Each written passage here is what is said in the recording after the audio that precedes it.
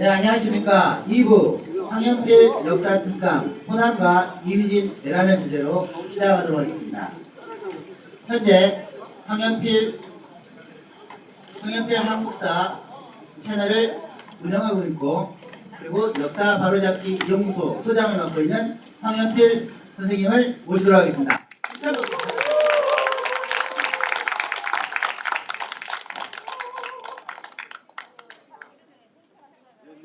전남대학교 서울대학 9학번 황현필입니다.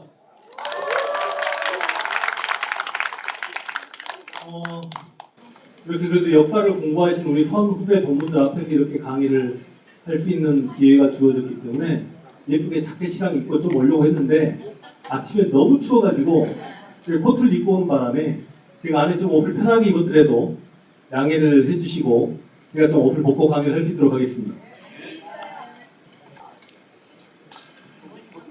그리고 이제 좀 더 4시부터 본격적으로 행사가 시작되기 때문에 나름 좀 이렇게 시간을 굉장히 빠듯하게 또 4시까지 제가 강의 시간을 지켜야 하는 분위기인 것 같은데 큰일 났습니다. 이게 제가 실제로 유튜브에서 강의를 할 때는 10분, 20분짜리를 어지간하면 그렇게 시간을 맞춰서 강의를 하지만 실제로 이제 현장 강의에 와서는 1시간짜리 강의에 2시간도 되고 3시간도 되는데 이거 진짜 뭐 대학 총장님 잠깐 기다리려고 하시죠. 뭐 강의 전에 그러려고 하시고.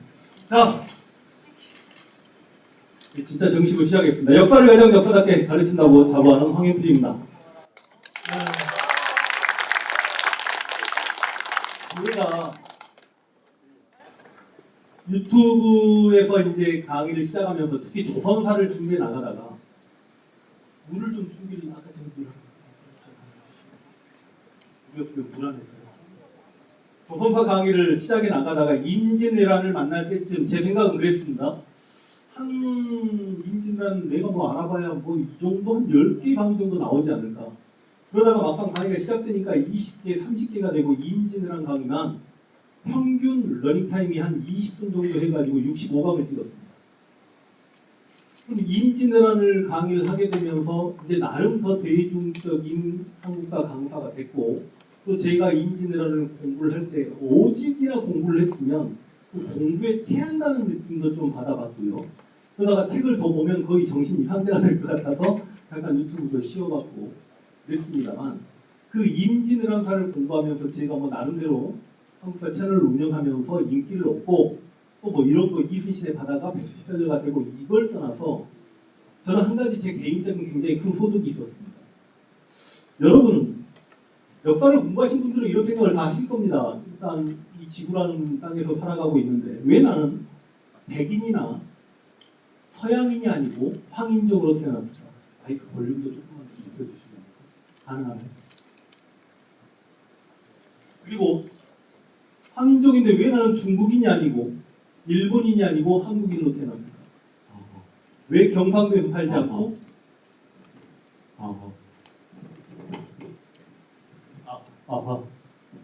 네. 왜 경상도에 살지 않고 전라도에서 태어났을까? 실제로 저도 이제 이 전대 사범대 역사교육과를 다녔고, 또 제 개인적으로 제 모교이기도 한 광주 살레시고등학교에서 한 7년 반 정도 교육편을 잡으면서 개인적으로 이 호남 역사에 대해서 개인적으로 그렇게 많이 프라이드를 느낀다거나 그러지는 못했습니다. 그렇지만 제가 태어난 곳이고 그렇기에 뭐 그냥 프로야구에서 우리 타이거즈가 우승하면 눈물 좀 흘리고 뭐 그 정도였단 말이죠. 그러다가 임진왜란사를 들여다보면서 야, 내가 호남 사람이라는 게 이렇게 자랑스럽구나. 내 지역 전라도에 대해서 굉장한 자부심을 갖게 됩니다.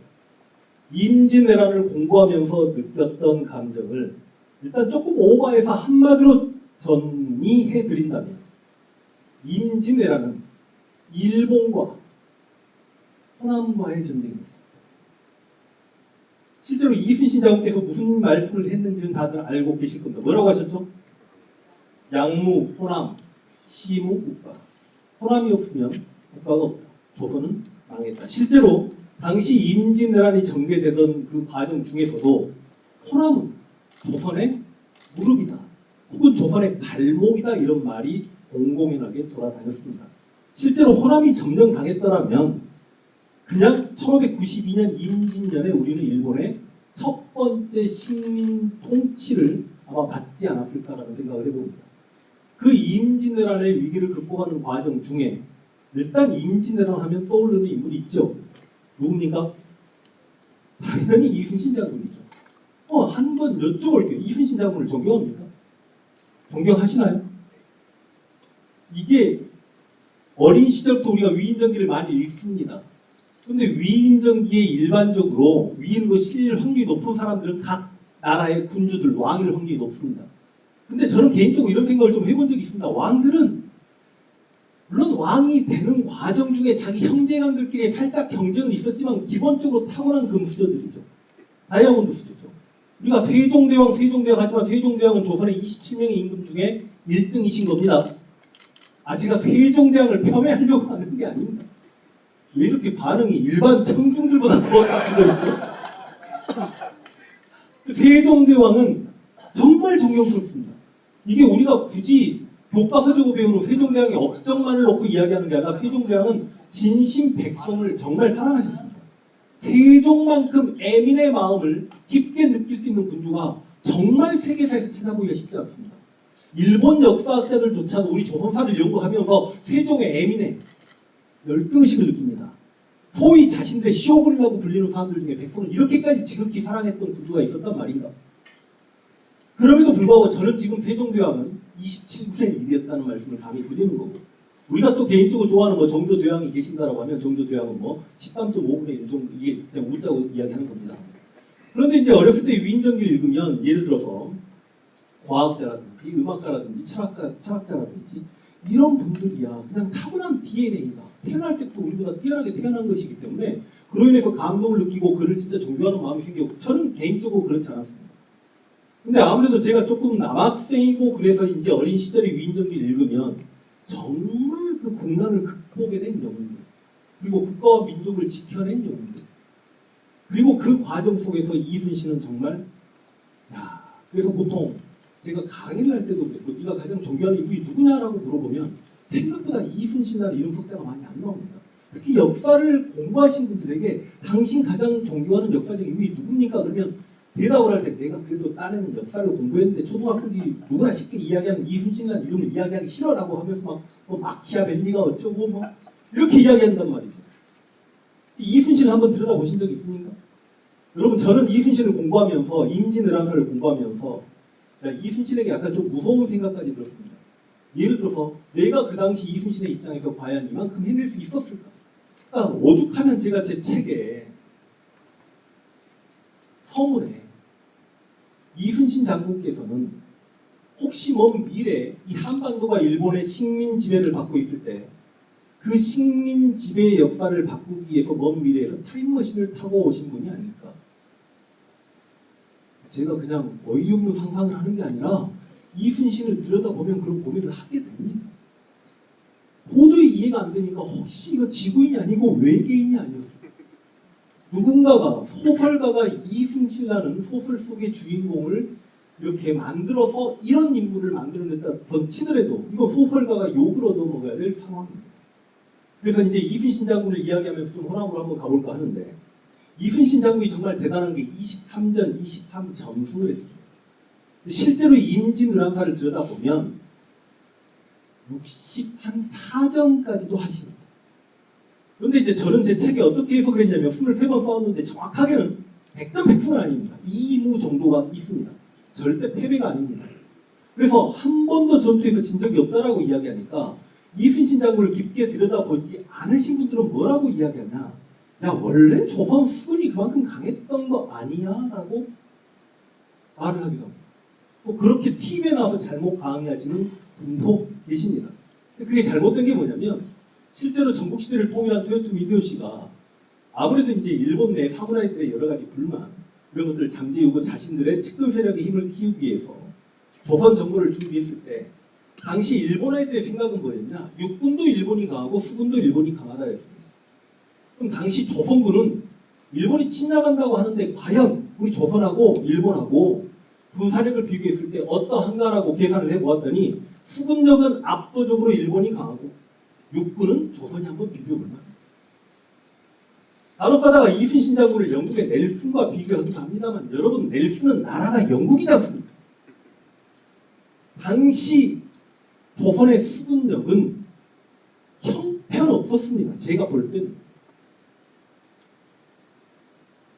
수군력이 형편이 있었으면 지금 원래 프로젝트를 준비했습니다만 이게 돌리는 게 고장났다라고 해가지고 그냥 제가 다 말로만 강의를 하는 거고 끝나고 나서 시간이 여유가 있다라면 제가 시간이 여유가 된다면 한번 보여드릴 수 있도록 하겠습니다.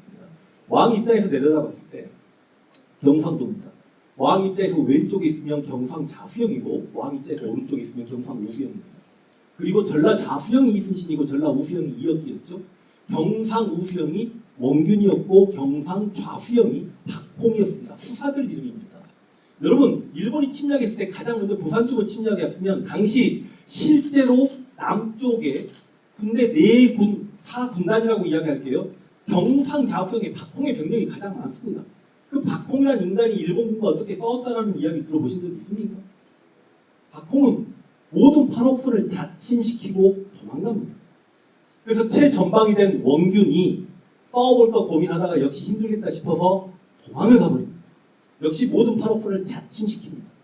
실제로 경상 우수형이나 경상 자수형 그리고 전라 우수형과 비교했을 때 가장 관할지도 적었고 병력도 적었던 게 전라 자수형의 이순신입니다.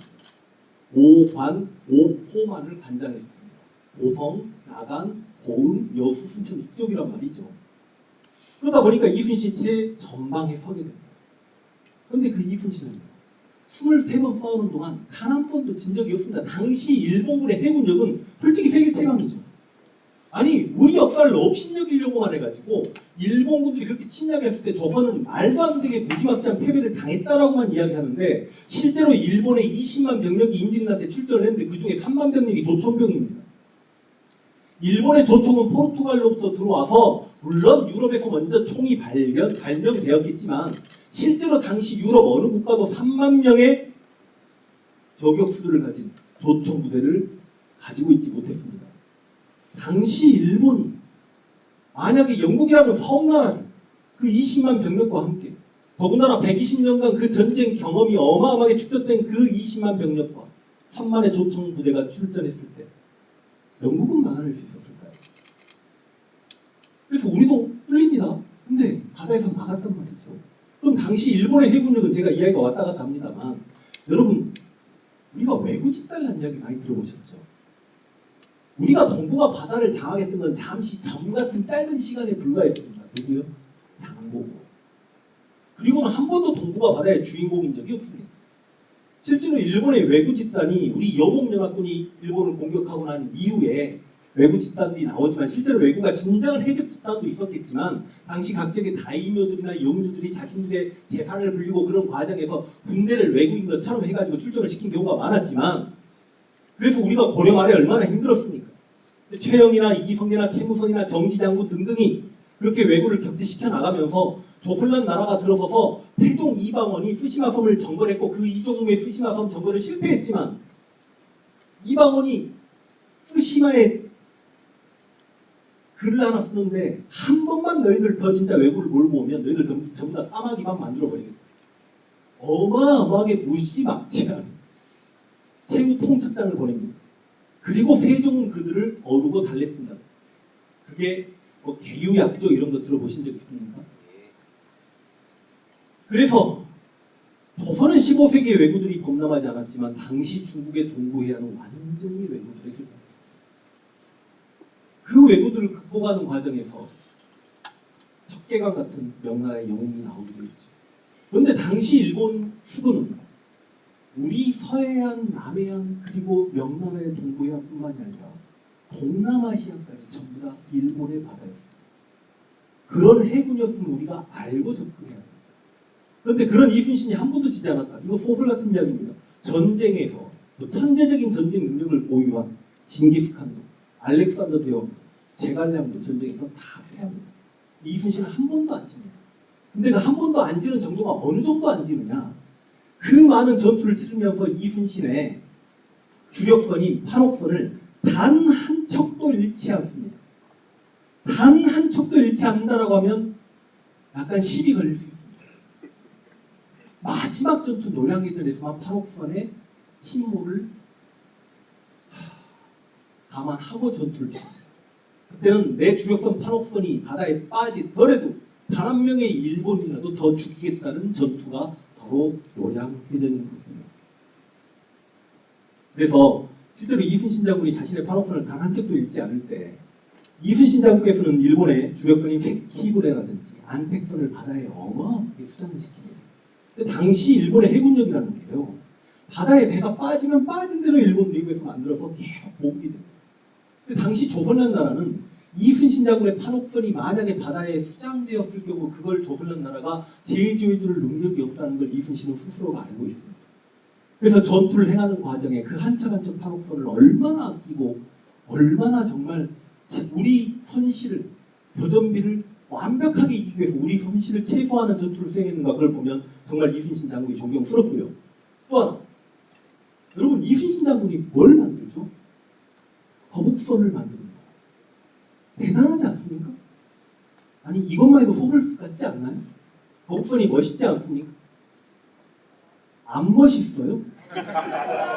아니 그럼 내가 실전에 사용되었다는 게 실은 믿어지지 않을 정도의 모습이지 않습니까? 왜 우리는, 아니 우리가 그렇지 않습니까? 예를 들어서 중국을 가면 랜드마크 만리장성 있죠. 일본에 가면 오사카 성에서 막 벚꽃 휘날리는 장면 있죠. 영국 가면 템즈강에 막 국회의사당 있고, 뭐 프랑스야 뭐 너무너무 그런 게 많고, 스페인 가면 막 투어하는 모습들 보이고. 근데 왜 우리 랜드마크가 거북선이 왜 안 되죠? 그래서 한강에 한 20대 거북선 띄우면 멋있지 않나요? 영종도 국제공항도 좀 거북선 모양이면 얼마나 멋있었을까 이런 생각을 해본 적이 있습니다. 아니 올림픽 하계 동계 다 했는데 무슨 한 마리도 안 사는 호랑이가 마스코트입니다. 거북이가 마스코트였어요. 그래서 올림픽 폐막식 때 거북선에서 막 여기 쫙 나오고 이렇게 등장하면 일본 아이들이 얼마나 공포감에. 그런데 그 거북선을 실제로 처음 만들어졌다는 기록은 태종 이방원 때 비거 도선이라고 해가지고 태종 이방원이 한강 지역에서 거북선 운영하는 걸 보았다.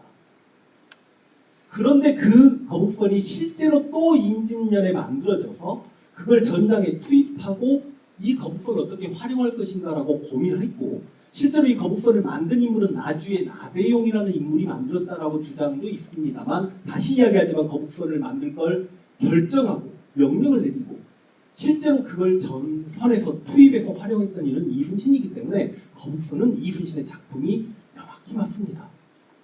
그런데 아까 제가 이순신 장군께서 타임머신 타고 오시지 않았나라고 한번 말씀을 드렸죠. 여러분 실제로 거북선의 창안 원리는, 우리 판옥선은 크고 튼튼합니다.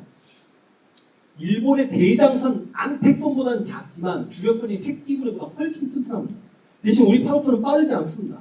우리 조석간만의 차가 큰 우리 연안의 바다를 지켜야 되기 때문에 우리 판옥선은 무겁습니다. 소나무나 참나무로 만들어졌기 때문에 또 그렇습니다. 근데 일본의 배들은 얘네들은 항상 약탈해서 빨리 도망가야 되는 배이기 때문에 삼나무로 만들어졌고, 첨저선이라고 해가지고 배 바닥도 뾰족하고 해서 굉장히 빠릅니다.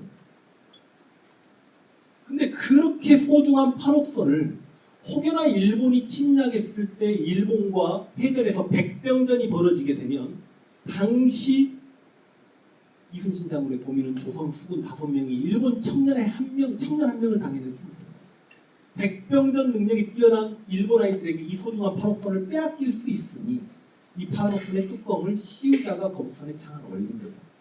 아침 조총을 주력 무기로 사용하는 일본군들에게 정말 거북선은 활용 가치가 컸죠.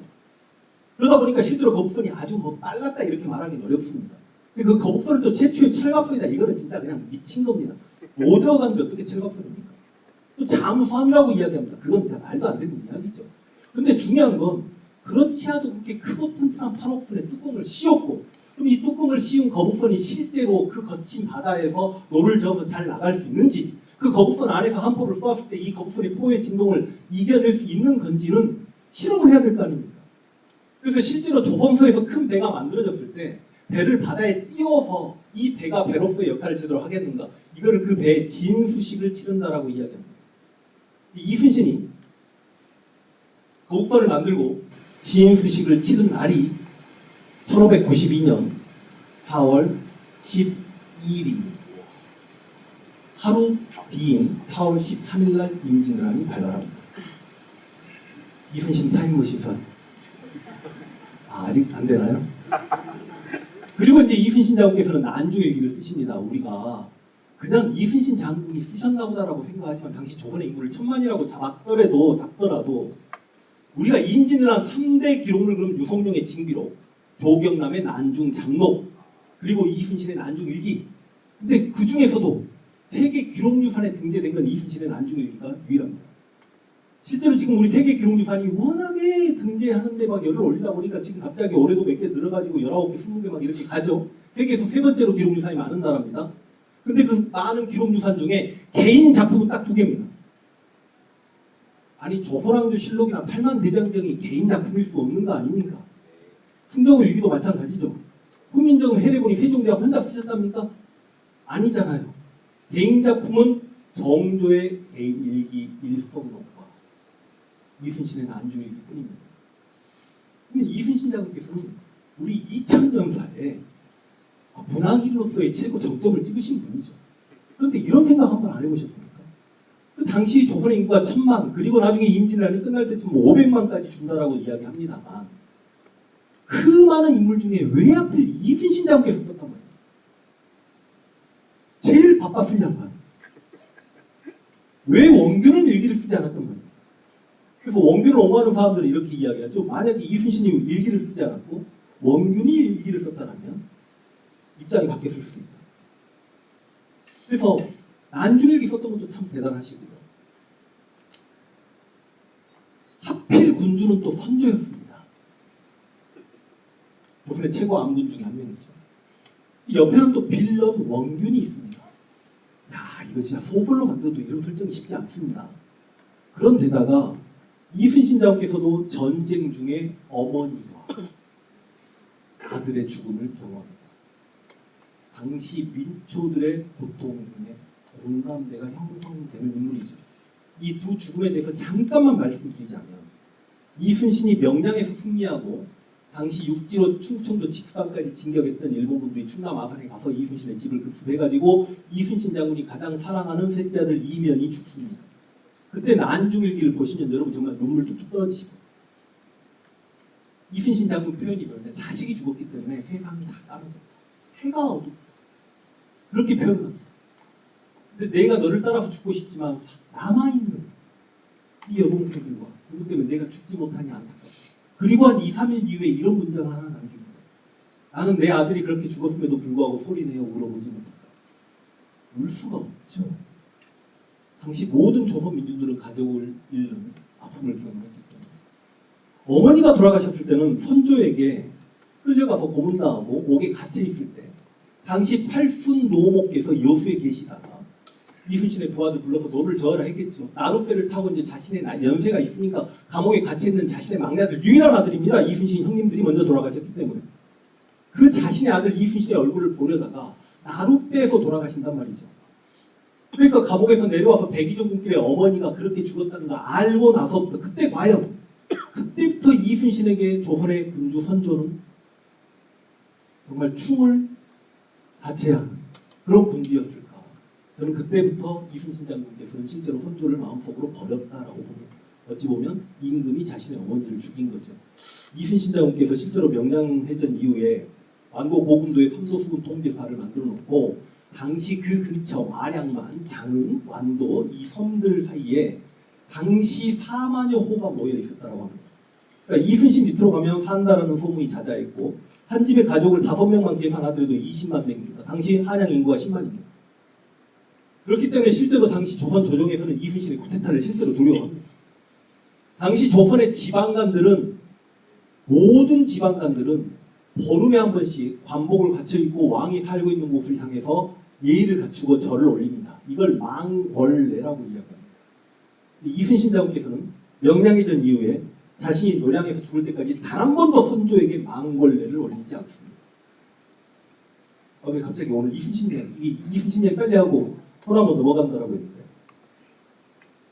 그래서 이순신 장군은 마지막 돌아가실 때도 노량해전에서 완벽하게 승리하면서 내 죽음을 적에게 알리지 말라가 아닙니다.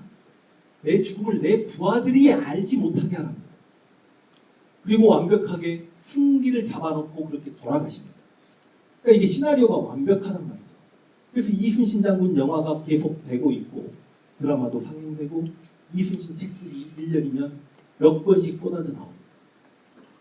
그런데 영화나 드라마를 볼 때마다 짜증이 납니다.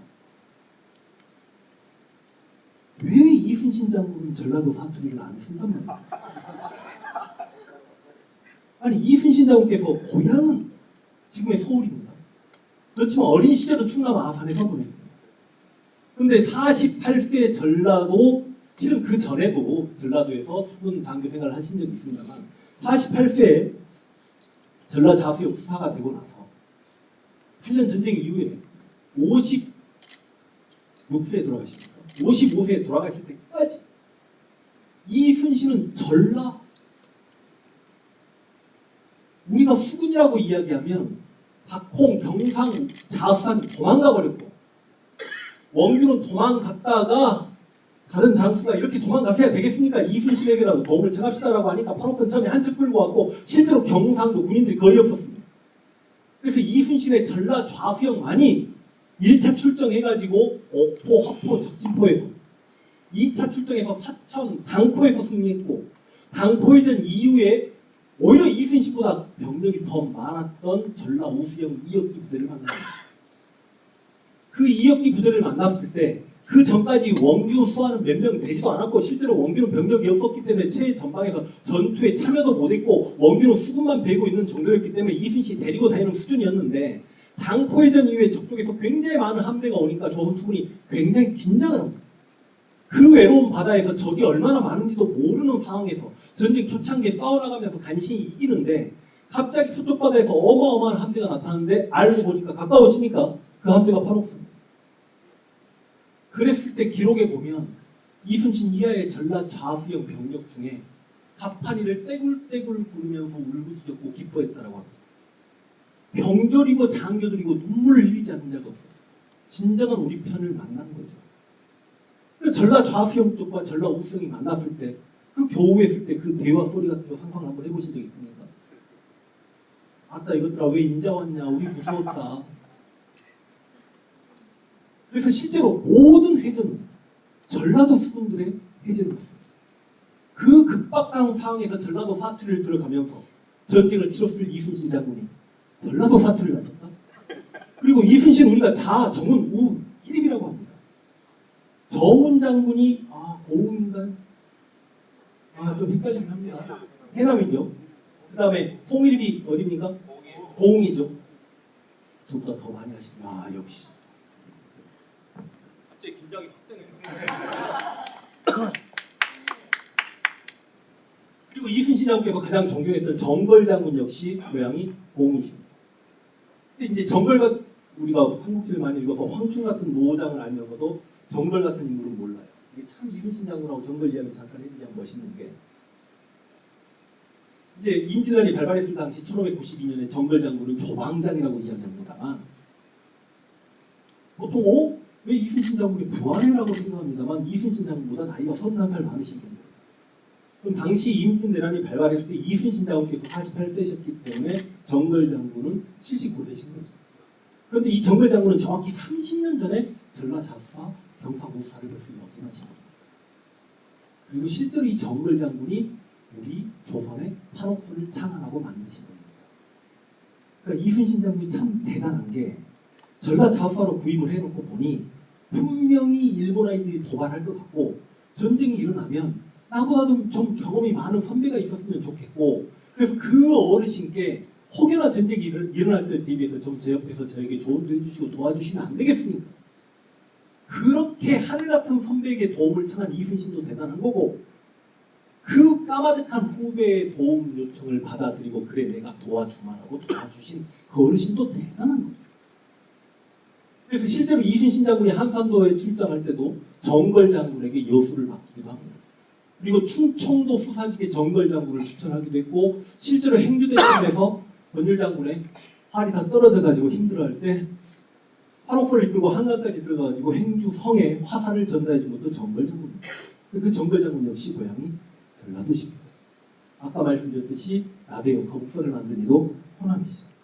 그래서 일단 이순신 장군이 분명히 전라도 사투리 썼을 것이다. 그리고 이순신 장군 우리 전라도 수군들과 함께 싸웠다. 영화 명량 마지막 부분에서 보면 그 뱃속에서 노군들이 우리 후손들이 우리가 이렇게 고생해서 알려나 하고 전라도 사투리로 말하는 장면을 들어보신 적이 있을 것이다. 이순신 장군을 개인적으로 존경하는 가장 큰 이유는 역시 세종대왕처럼 애민의 마음이 지극했다. 그 애민의 마음이라는데요. 이순신 장군은 격군들, 노를 젓는 격군들은 전부 다 노비들입니다. 제가 말이 좀 빨라지면 이해해 주시죠. 시간상. 괜찮습니까? 그 노비들인데 노비들은 이름이 없습니다. 근데 이순신 장군께서는 그 노비들 한 명 한 명의 이름을 다 붙여줍니다. 전장에서 죽었을 때 그 노비들을 기록합니다. 그리고 실제로 1차 출정이나 2차 출정 이후에 사망자가 나오면 그 사망자를 고향에 보내는 과정에서 뱃사공 한 명, 그리고 장례를 함께 치러줄 병졸 한 명, 그리고 실제로 장례 비용까지 다 대줬던 게 이순신입니다. 그러다 보니까 부하들은 이순신 장군을 믿고 따를 수 있었다. 근데 이순신 참 대단한 인물이다. 그런데 그러면 이제 이순신은 훗날 오포, 합포, 적진포에 승리하고 사천에서 거북선 처음 출정했고 당포, 다항포, 율포에서 승리하고 한산도와 앙골포에서 승리하고 그리고 적의 본진이었던 부산포를 가서 작사를 내버리죠. 부산은 돈이 많은 동네잖아요 지금. 저에게 임진왜란 강요해달라고 부산에서 가장 많이 연락이 옵니다. 그러면 돈이 없으니까 연락이 별로 안 와요. 근데 제가 부산 강요를 100번 다 거절합니다. 왜냐하면 이순신 장군께서 부산 그 일본의 번영을 두드러 깨면서 승리한 날이 10월 5일인데 그 10월 5일은 부산 시내 날라고 이야기합니다. 이순신 장군이 전투 중에 가장 경노했을 때가 실제로 부산을 공격할 때입니다. 왜냐? 일제 그 임진왜란 당시에도 친일파들이 있습니다. 이 친일파들을 순외자라고 하는데 이 순외자들이 일본군 편에 섞여가지고 조선인들만 쏠 수 있는 통화에 가지고 편전을 쏘아대니 이순신 장군이 분노했고 그 과정에서 정훈 장군이 또 돌아가셨기 때문에 그래서 이제 나중에 훗날 이순신 장군은 부산포위전 이후에 한산도에 딱 웅크립니다. 그러면 이순신 장군이 한산도를 가로막고 있기 때문에 일본군은 더 이상 남해 바다로 진출하지 못합니다. 프로젝트가 없으니까 아쉽긴 하지만 그래서 원래 지금 한양을 점령하고 1선발이 고니시죠. 2선발이 가토죠. 이렇게 이야기도 알아들으십니까? 역사 전공하셨으니까. 가등청정 가토. 가토는 함경도로 가고 고니시는 부산에서 정발 장군, 동래성의 송상현 장군, 상주에서 이일, 충주에서 신립, 그리고 한강을 점령하고 그리고 개경 점령하고 평양까지 갔단 말이죠. 그리고 지금 선전후 의주까지 피난을 가 있습니다. 군조 조정을 둘러 나눠서 광해군에게 조정 일부를 맡기고 지금 의주까지 피난 가 있고 압록강 넘어서 지금 망명을 생각하고 있죠. 근데 권희씨 입장에서 조금만 북쪽으로 올라가서 의주에서 선주를 잡거나 몰아내면 이거 조선 장악 다 되는 건데 물자 보급이 힘듭니다. 왜요? 일단 일본군이 당황했던 건 뭐냐면 전국시대 120년간 전쟁 중에 그 전쟁은 군인들만의 전쟁입니다. 그리고 실제로 어느 성주 다이묘가 자신의 근거지를 공격당할 때 절대 도망가지 않습니다.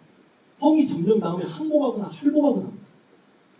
그래서 임진왜란 때 일단 도망가는 것도 이게 작전의 하나일 수 있구나라고 굉장히 당황을 했죠. 선조가 도망을 가버리니까. 또 하나 그 많은 전국시대 전투 중에 농민들은 실제로 농사를 짓습니다. 전투에 참여하지 않습니다. 자기 성주가 패배하더라도 성주만 바뀔 뿐인 거죠. 다이묘. 그런데 임진왜란 때 일본에 대해 방심이 뭐였냐? 농민들이 군인이 된다는 걸 계산하지 못했던 거죠.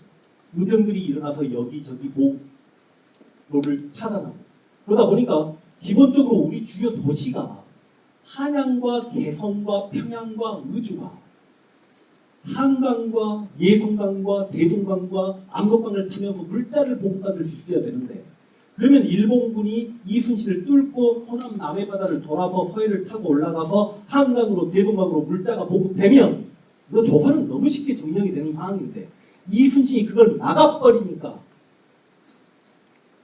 그리고 이순신이 그걸 막음으로 인해서 호남의 곡창지대가 유지돼 버리니까 그 호남에서 나오는 쌀이 의병들에게 그리고 훗날 들어올 명나라 군들에게 갈 수도 있으니 일본군은 무슨 일이 있어도 호남을 점령해야 되겠다라고 생각을 한 거죠. 그럼 어떻게 해야 됩니까? 아니 바다에서 이순신이 우크리고 있으면 육지로 이순신을 공격하면 되는 거 아닙니까? 너무 당연한 거 아닌가요? 그래요. 큰일 났습니다.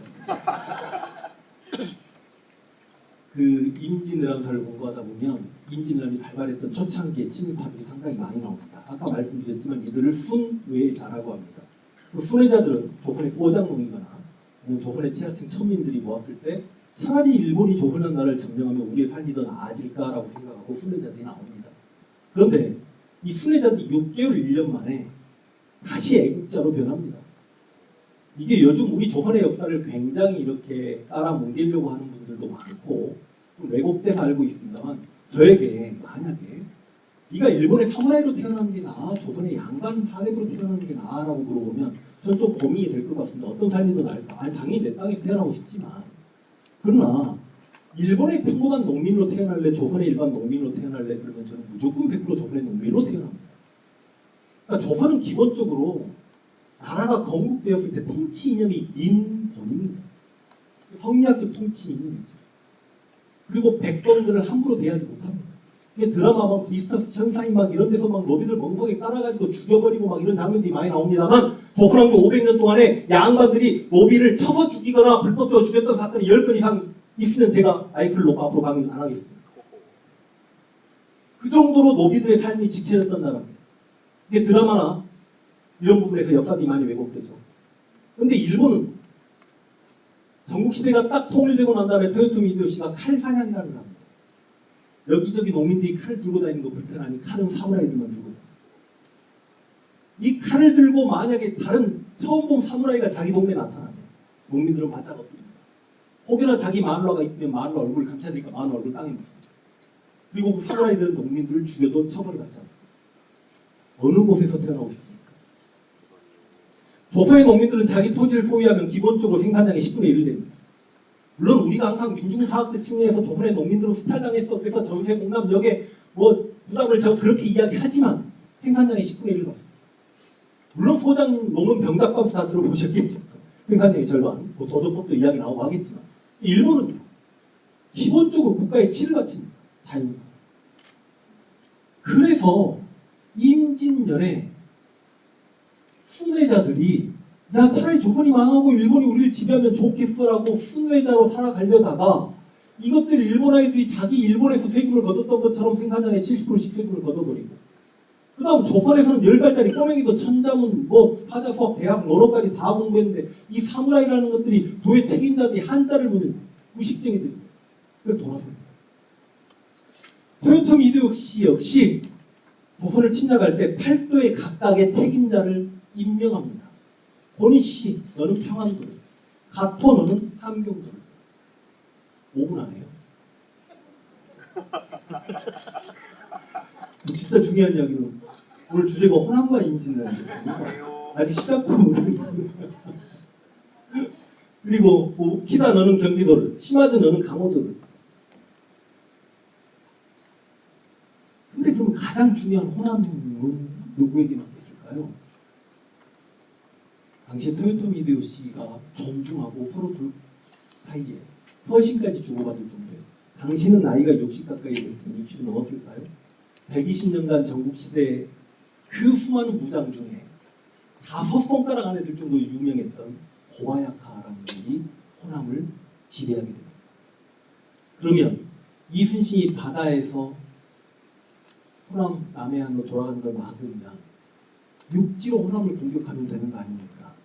그래서 고바야카가 호남을 육지로 공격합니다. 호남을 공격하면 당시 호남의 가명은 전주입니다. 이 전주를 지금 이제 5분 남았다는데 황진이라는 장군께서 지켜내십니다. 황진 들어보셨습니까? 제 강의를 들으셨던 분들은 그래서 제가 황진에 완전히 미쳐버렸습니다.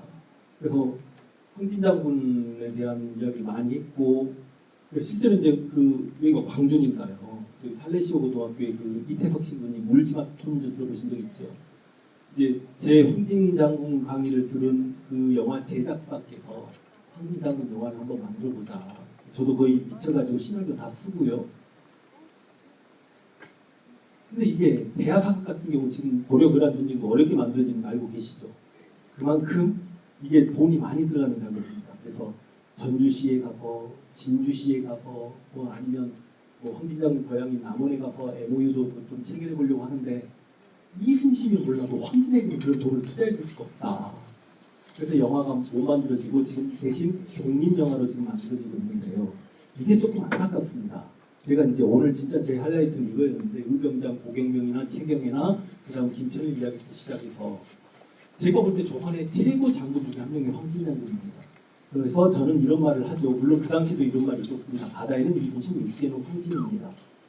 실제로 1592년 전쟁이 발발해서 여기 화순에 동목 현감이었던 황진이 이치전투에서 막아내고 호남을 지키고 독산선 근처에서 뭐 상국지에서도 찾아보기 힘든 혼자 1박 2일 동안의 무쌍을 찍고 난 다음에 1592년 임진년의 모든 장수들 중에 가장 수직상수랍니다. 종이품 병마석까지 한 방에 승진하고 암성의 죽주산성을 점령해가지고 한양에 있는 일본군의 보급을 다 끊어버려서 일본 아이들이 휴전을 하고 어쩔 수 없이 부산으로 내려갈 수밖에 없게 만든 다음에 그 10만 병력이 일본에 모여있는데 그 전에 1차 진주성 전투에서 김신에게 패했던 토요토미 히데요시가 분노감을 느끼면서 이번에만큼은 진주성을 꼭 점령해라.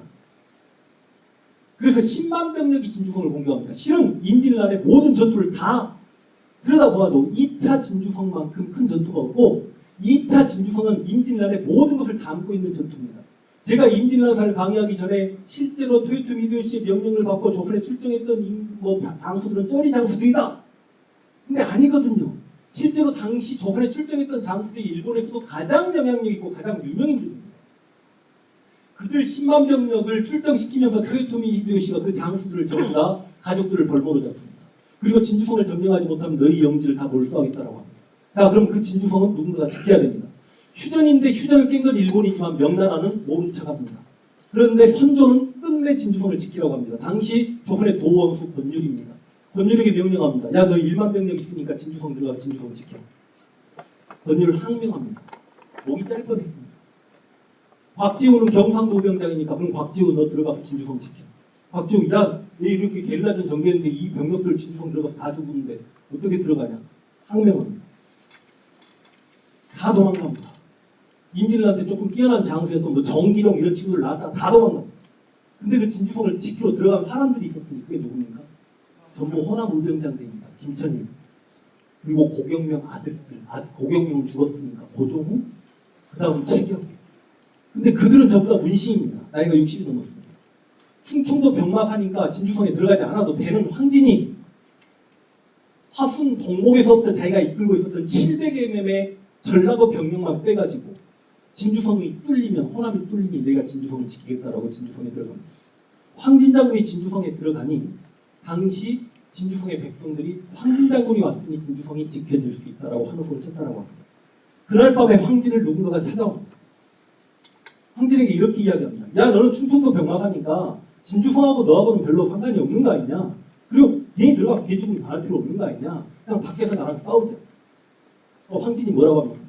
나 그 어르신 김천일하고 내가 진주성 지켜주겠다고 약속했는데 어찌 남아가 한 입으로 두 말 하냐? 난 진주성에 들어가겠다. 그렇게 해서 진주성에 황진은 들어갔고 황진이 진주성에 들어가지 못하게 말렸던 인물이 누군지 아십니까? 바로 곽지우. 저는 권율과 곽지우를 결코 영웅으로 대접할 수 없습니다. 왜냐? 전략적으로 진주성을 버렸다고 하더라도 당시 진주성에는 6만여 명의 백성이 있어요. 6만여 명의 백성을 버린 그들을 어떻게 용치고 할 수 있단 말입니다. 권율이야 그 뒤에 계속 탑승한다 치더라도 그러면 제가 임진왜란사를 공부하면서 그 인물이 후대까지 얼마나 많이 알려졌냐는 그 인물이 언제까지 살아있었냐가 굉장히 중요합니다. 권율과 곽지우의 공통점. 임진왜란이 끝날 때까지 다 살아있었어요. 그리고 후대의 어떤 역사적 인물이 어떤 평가를 받냐라는 건 어느 성씨 그 집안이 얼마나 그 힘을 갖고 있냐도 중요하고요. 어느 지역 출생이냐가 그렇게 중요합니다. 곽지우 고향이 어딘가요? 경남 의령입니다. 삼성 출발 도시입니다. 이병철 고향입니다. 황진장 고향은 어디입니까? 행주대첩 좀 이게 행주대첩을 폄훼하려는 게 아니라 권율장군께서 하루에 10시간 동안에 3만 병력의 공격을 막아낸 게 행주대첩입니다. 1차 김신의 진주성 전투는 역시 부산 후방에 있었던 일본군 3만 병력을 4일, 5일 동안 막아낸 겁니다. 근데 황진은 일본의 최정예 병력, 아주 일본의 네임드 장수들이 다 모인 그 10만 병력을 8일째까지 막아냅니다. 그리고 8일날 시체 더미 속에 숨어 있었던 저격 병력에 총을 맞고 죽습니다. 그리고 9일날 진주성은 점령당합니다. 그 9일날 진주성에 살아있었던 마지막 한 명이 김해부사 이종인입니다. 그 이종인은 그 남강에 뛰어들면서도 혼자 죽지 않고 힘이 장사였기 때문에 일본군을 2명을 헤드락을 하면서 같이 남강에 뛰어들면서 나 김해부사 이종인 이곳에서 충돌. 방금 이야기한 황진과 이종인은 유영재 사이고요. 아이러니하게 두 분 다 또 호남 사람입니다. 그래서 시간 때문에 제가 지금 죽을 것 같습니다만 일본인들이 이렇게 이야기합니다. 우리는 임진란의 최대 패전은 일본 입장입니다. 너희 조선의 임진란 최대 승리는 이치전투이지 않습니다. 그 이치전투로 황진이 다 해냈습니다. 그리고 실제로 2차 진주성 전투에 황진이 죽지 않았거나 그리고 일본이 토요토미 히데요시가 저 진주성을 점령하지 못하면 너희 가족을 다 죽이겠어 하고 다이묘들의 가족들을 인질로 잡고 있지 않았더라면 전쟁은 진짜 끝났고 실제로 임진란 최대 전투는 2차 진주성 전투였을 것이다. 그래서 황진란 인물이 아깝다. 그러면서 제가 막 이런 이야기 해가면서 그래서 임진란을 통해서 우리 호남이 굉장히 자랑스러움을 알았다. 실천량 해전 이후에 그래서 일본 아이들은 호남을 쳐들어왔다. 그게 정유재란이다. 그래서 호남인들이 많이 죽었다. 그래서 우리가 기무덤 들어보신 적 있죠? 일본에 있는 기무덤 13만 개는 호남인들의 기무덤이다. 그리고 행주대첩에 그 호남 군인들도 전부 다 호남인이었다. 이런 이야기를 한다 동시에 그 병자호란때 치열한 전투에서 다 청라군에 깨질 때도 김중령 장군의 광교산 전투는 역시 또 호남의 군인들이었다. 그리고 동학농민운동 역시 바로 이 땅에서 일어났고 그래서 실제로 일본이 우리가 을미을사 정미의병하고 들어봤겠습니다만 1907년에 정미의병이 군대에서 고정되기 때문에 일어났고 1908년에 13도 창의군이 만들어졌고 1909년에 남한 대토벌이라고 들어보셨죠? 이게 왜 남한 대토벌입니까? 호남 대토벌이죠. 이게 호남 폭도 토벌 작전 아닙니까? 그 당시 의병은 50% 이상은 호남이었다. 간혹가다가 왜 호남 광주 이 호남 지역은 3.1운동 때 이렇게 참가 인원이 적었냐라고 이야기하지만 3.1운동 직전에 그만큼 호남의 의병장들 다 잡혀 죽고 의병 나온 출신 마을들은 전부 다 초토화되고 그랬으니 그에 대한 공포감이 조금 있었다. 라는 말씀과 더불어 광주 학생 운동도 있었고요. 1929년에 그리고 1980년 광주 민주화 운동도 있었고 그래서 우리 호남은 항상 역사의 편에 설 때 항상 정의로운 편에 그래서 이제 말도 잘 안 나오네. 맞다. 그래서 자랑스러운 호남인으로서 그리고 자랑스러운 우리 역사 교육인으로서 이렇게 자부심 느끼고 살아갑시다 라는 말씀과 더불어 강의를 마칠 수 있도록 하겠습니다.